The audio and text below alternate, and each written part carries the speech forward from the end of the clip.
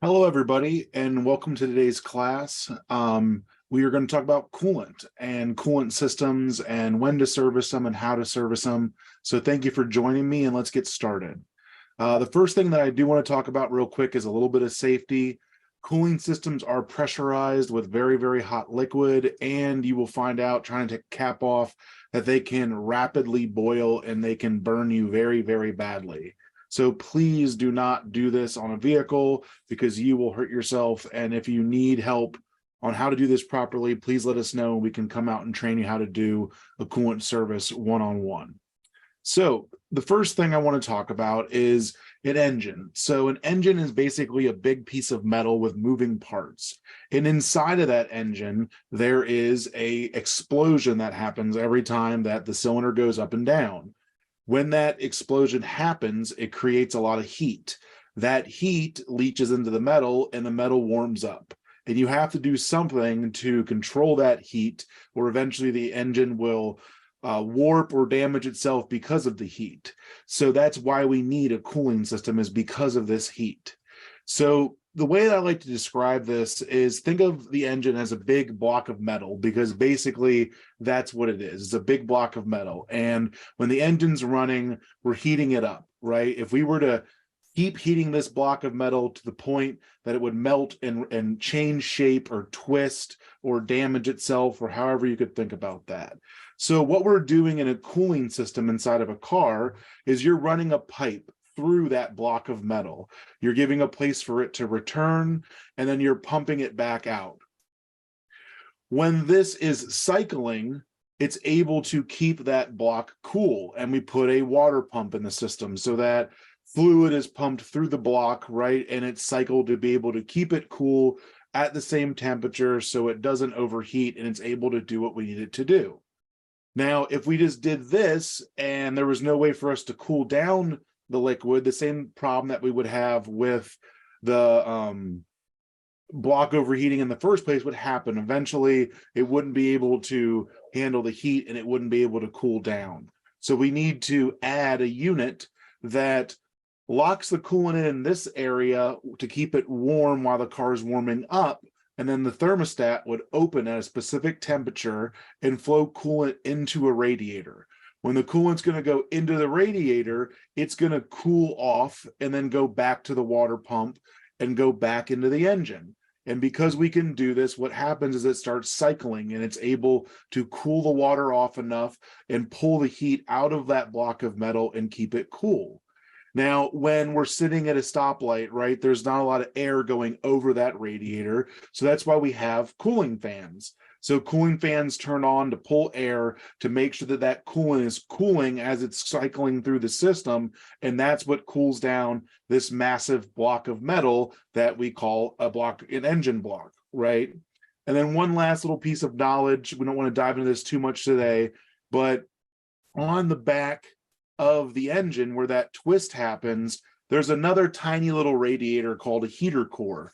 And that inside of your dash is what the air goes through to heat up the car. So in a very brief example, this is what a cooling system is, and this is how it works. So it cycles until the thermostat heats up, opens, goes through the radiator, gets cooled off, cycles through the engine once it's operating temperature, and it cools everything and keeps it where it needs to be, okay? So when you talk about cooling systems, a couple things that you want to know and understand. One of them is that we want the block of metal to heat up to operating temperature as fast as possible. So that's why we have a thermostat in the system, is to keep it in a closed loop system and get it to warm up as fast as possible, for piston rings, for efficiencies, for everything working at an operating temperature, from fuel atomizing to anything you can think of. You want that to happen as fast as possible. You will learn that check engine lights do come on for thermostats not warming up fast enough, because if it doesn't, it's not going to be efficient enough and it will throw a check engine light. Once you are at that operating temperature, you want to keep it there. You don't want to go above, obviously, but that's where the cooling system is really designed to keep the engine at a specific temperature where it's the most efficient and it's very safe for it to do its job. Going over that operating temperature can warp metal. If you've ever had a cheap sheet pan that you put in the oven and it twists or it pops as it gets hot, it's kind of the same thing. Everything in an engine, when it goes together, is flat. So if anything warps just a little bit, it's enough that the seals will not seal up properly, and you either have an engine leak or a coolant leak or a combustion leak or an oil leak or whatever the case may be, but you really don't want to overheat it because that's what happens.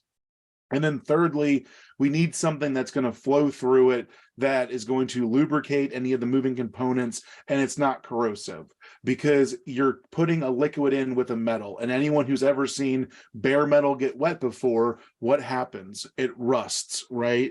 So the chemicals that are in the coolant need to be able to keep that from happening.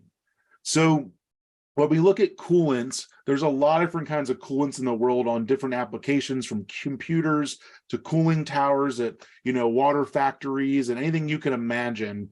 But we're talking about automotive coolant here, and most of it is going to be a liquid, okay?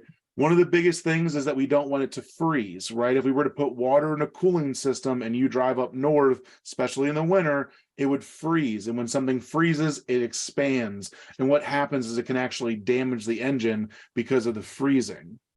We want something that's not going to corrode, right? We don't want it to eat away at the metal or any components inside of the system. We also need it to lubricate, like we just talked about. There's a lot of things going on, and we need to keep everything moving properly without friction. And then lastly, there will be debris buildup just by things breaking down, and we need to be able to control that so it doesn't sludge and it doesn't cause other problems, okay? So I've seen this happen a million times. Somebody told me I need a coolant flush. Well, why, right? Why do you need a coolant flush? When do you know that it's actually needed? There's so many types of coolant out there nowadays. How do you know which one is needed when? So I'm going to talk about what actually happens when it goes bad, and then you can understand how to test it and explain it to your customer. So one, coolant, we don't want to freeze, right? Because it'll damage the engine. So we need to be able to test it for freeze protection. And what that looks like is either a hydrometer. You might have one of these, quick coolant suck up or little turkey baster things, and it'll float. It'll tell you where the freeze protection is. Or you can also use coolant strips. So these were always kind of my favorite. On the tube, there is a number for freeze point. And one thing I did want to bring up, I've used these for years, and we decided just to do it on every car, whether it is a car with 5,000 miles on it or 1,000,000, it didn't matter. And the amount of times that we caught brand new cars with really, really rich 100% coolant was 6 or 7, and the customer said, well, hey, it's still under warranty. Why does the coolant test bad? And I said, well, they probably didn't mix it properly when it got put in from the factory, but we tested it twice and you don't have freeze protection. So you either need to change it or you need to get them to change it. When it comes down to it being a test, people don't question it as much as, oh, it's my opinion because it looks dirty, right? It's a test, it's proof. So I'm a big believer with coolant testing, because you're testing, you're not guessing, and you can relate to the customer the fact of where the coolant really is and why it needs to get changed. The next one is acidity, and this is what we're seeing is usually the biggest culprit in most systems nowadays for causing problems. So, battery acid is very, very acidic. Baking soda, ammonia, as you go up into the basic levels, the acidity of the coolant should be above 7. If not, what's going to happen is it's going to start pitting the metal just like it would in a battery. That's how a battery works. It has acid, it attacks the metal, and that's what creates electricity. So what you'll see as the coolant turns acidic is it starts eating the metal, and you'll see water pumps where the impellers are all pitted, or they're coming apart and they're flaky, like this picture. Or, we'll see on the inside of an aluminum thermostat housing, you'll see a lot of pitting. Sometimes you'll see it on iron too.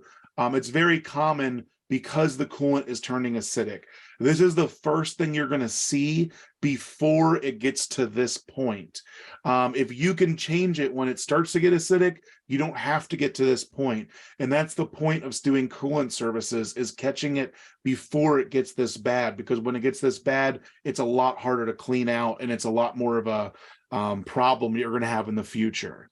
Again, with acidity, most coolant strips have pH and boiling point, so I would recommend testing it.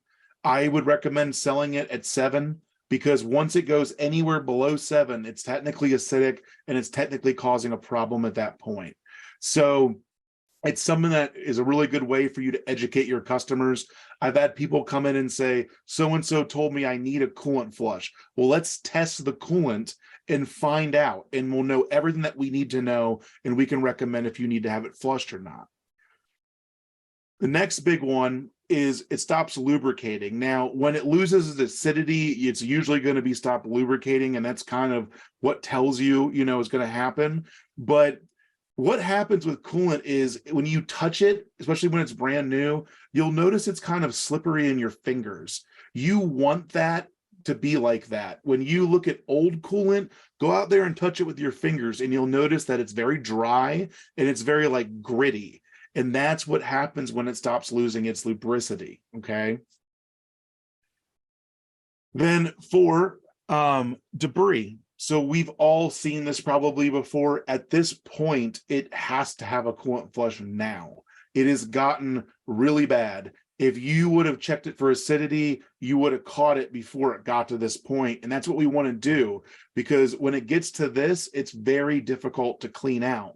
And the problem with debris is it starts to clog the tiny little fins that the stuff goes through. So these radiators have these little rows where the coolant goes through it, and it starts to clog them up. Here's a thermal picture of an area that you can see is clogged, that the coolant is not going through. And it could make the car overheat potentially, especially on a hot day with the AC on or something like that. But when you get to this point, it's a repair. Like, it needs it, or you're going to have bigger problems. Again, if you're testing it, you're going to test it and recommend it before this happens. And that's a maintenance flush. This is more of a full service flush to get all that stuff out so that you don't have any future problems. So when we service the coolant, there's 2 ways that we do it. One, there's a back flush system.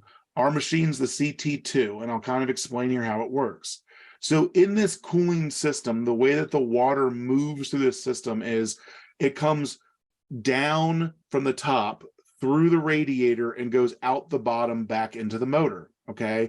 And that's the cycle that it goes, okay?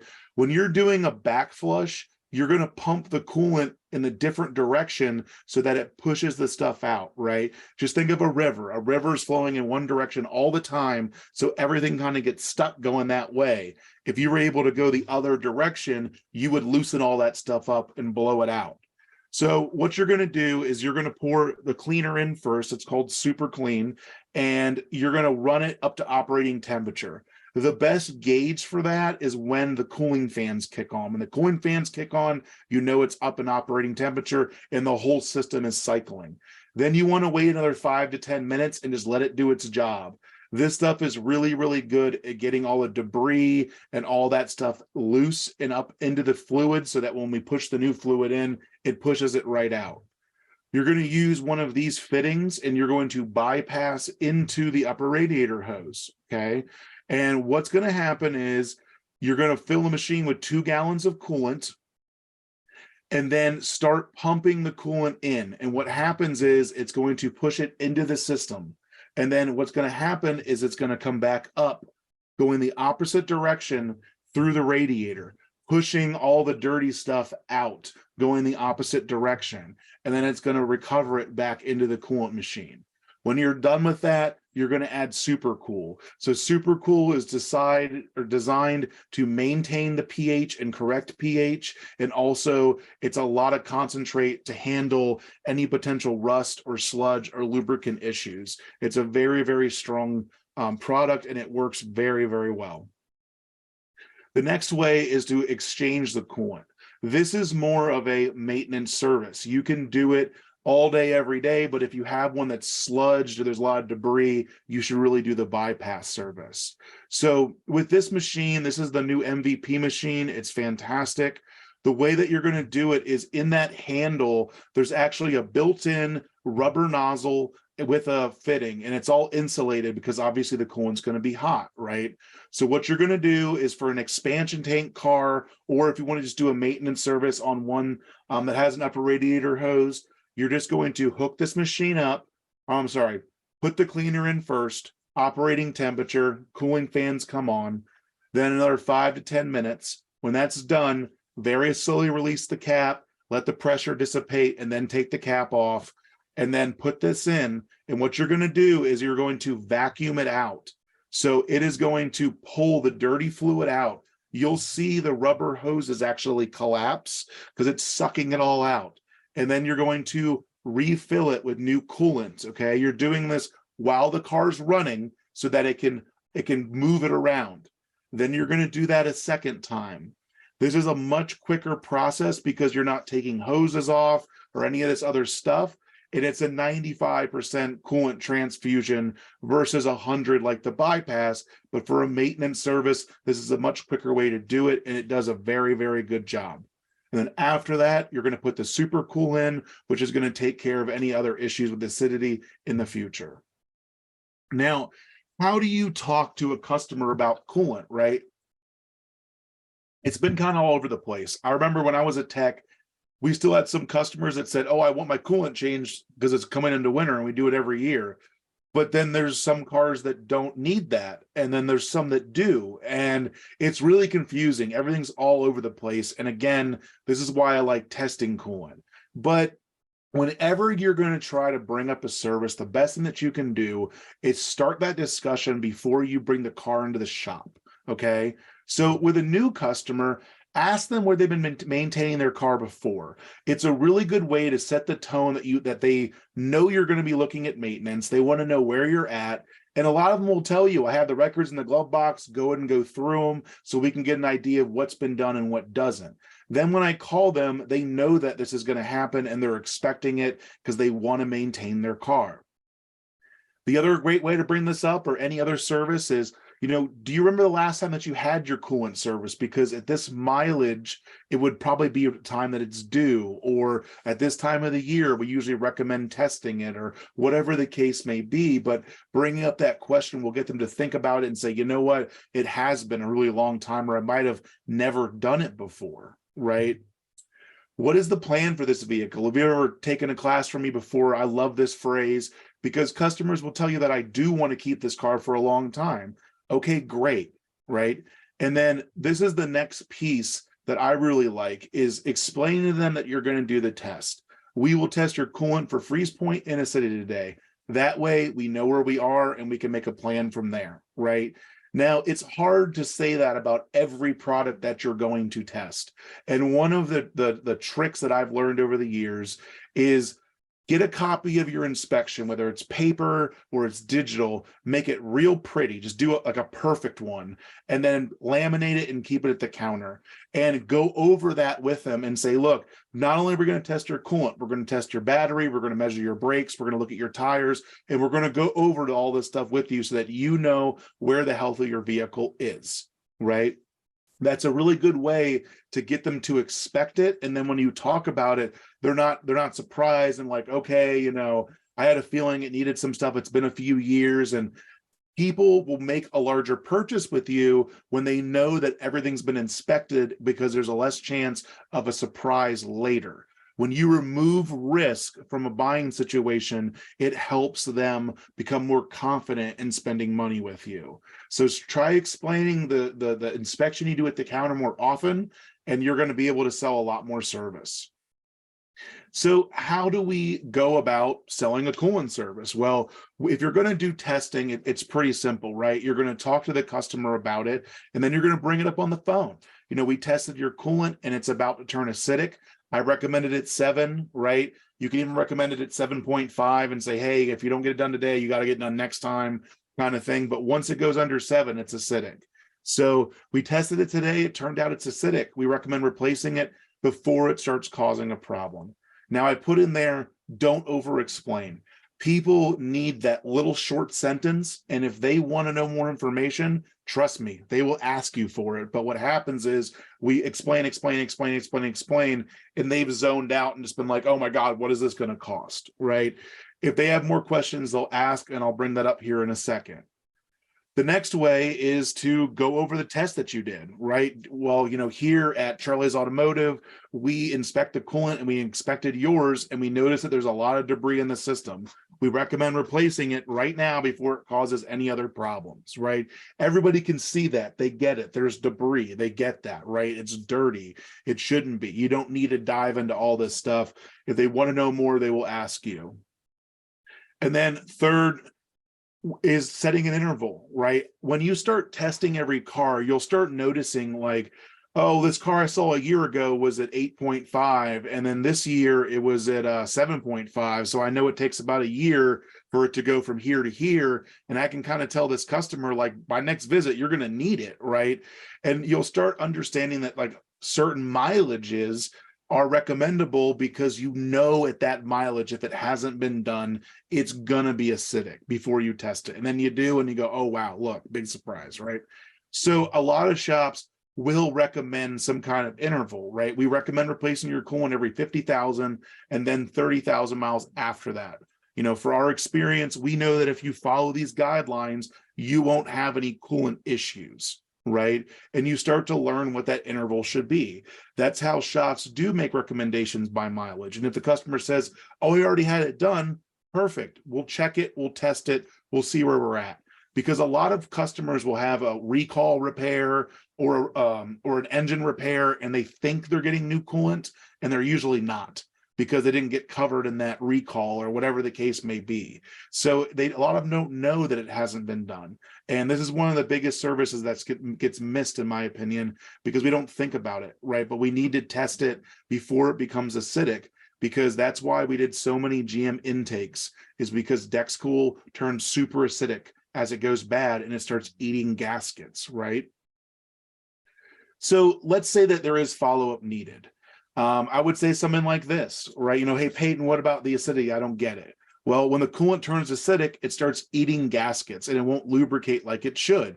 It's done its job and it's time to replace it, right? It is going to cause more harm if we leave it in that system. And then with debris, the debris in the cooling system is a sign that the coolant has broken down and will start causing other problems. At this point, it's also really good, if you haven't already, to share some pictures. Show them the test, right? It's a test. They get it. They understand it. Now, I used to sell a ton of coolant services because of the BG Lifetime Protection Plan. I just wanted to cover this real quick. So if you change the coolant on a vehicle with our kit, before 50,000 miles, you have up to $4,000 of coverage. You do it every 30,000 miles after that, and it never expires, and your coolant system is covered for life. Plan 2, let's say you start after 50 or before 75,000 miles, you get $2,000 of coverage, and you do it every 30,000 miles after that, and you have coverage for life on the system. So what's covered? Heater core, water pump, freeze plugs, and radiators. What's not covered? Obviously, hoses, clamps, engine components, and thermostats, right? So again, we're going to do it every 30,000 miles, and you get a lifetime warranty. So when I worked in the independent, we saw a lot of cars. The first time we'd see them 65, 55, 58,000 miles, 72,000 miles. And whenever I would talk to them about this, and I'd ask them, like, do you plan on keeping this car? And they'd say, yeah, I just paid it off. I'm going to keep it forever, whatever. Well, look, if it's under 75,000 miles and we change the coolant, we're going to protect the water pump and the radiator, which I can guarantee you one of them is going to have a problem in the next, 3 to 5 years, if not sooner. And BG will pay up to $2,000 to have that covered. And they always go, well, how does that work? How does that work, right? Because it's too good to be true. And I explained to them, they have a really good product and they believe in it, that if you service it properly, these items won't fail, and they put their money where their mouth is.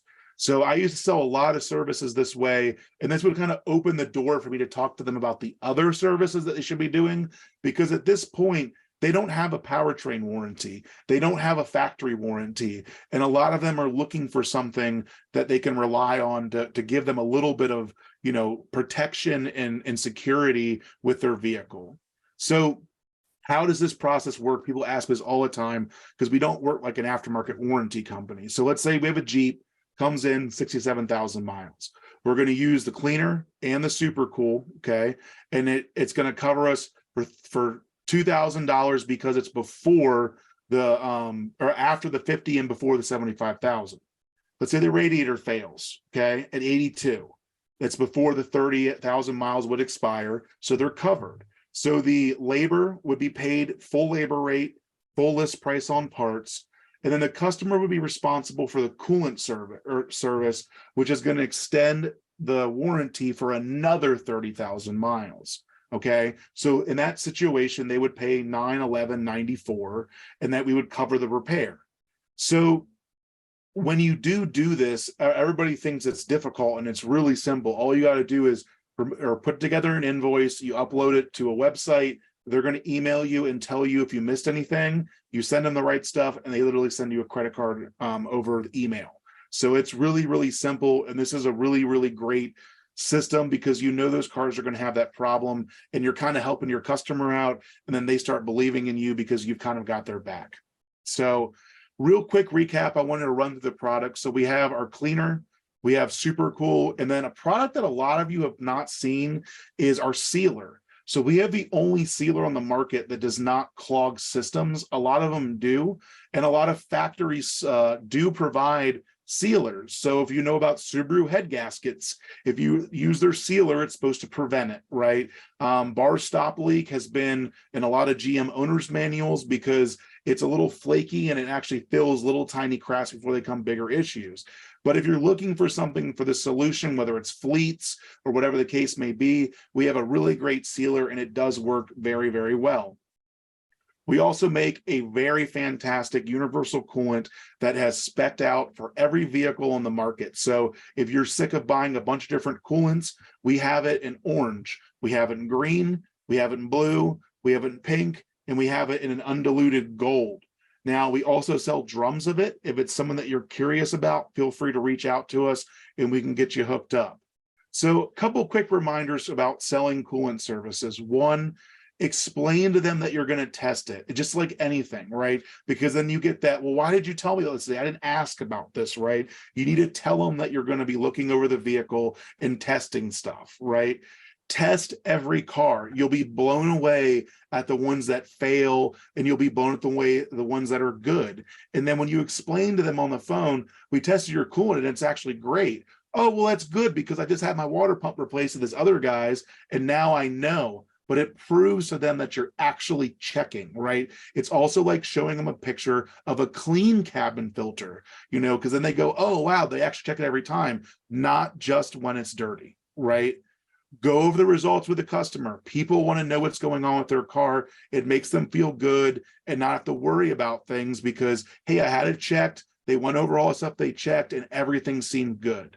And then take care of your customers and your team. Coolant services are missed a lot. They cause a lot of big failures. And the warranty is a really good thing for anybody that is going to be keeping that car past that 75,000 miles. Because if not, the coolant's going to have an issue and you're going to have an expensive repair. I thank you all for your time. If you have any questions, feel free to reach out to me or shoot me an email or a text, and I'd love to help you. I hope you enjoyed today's session, and I'll see you next time. Thanks so much.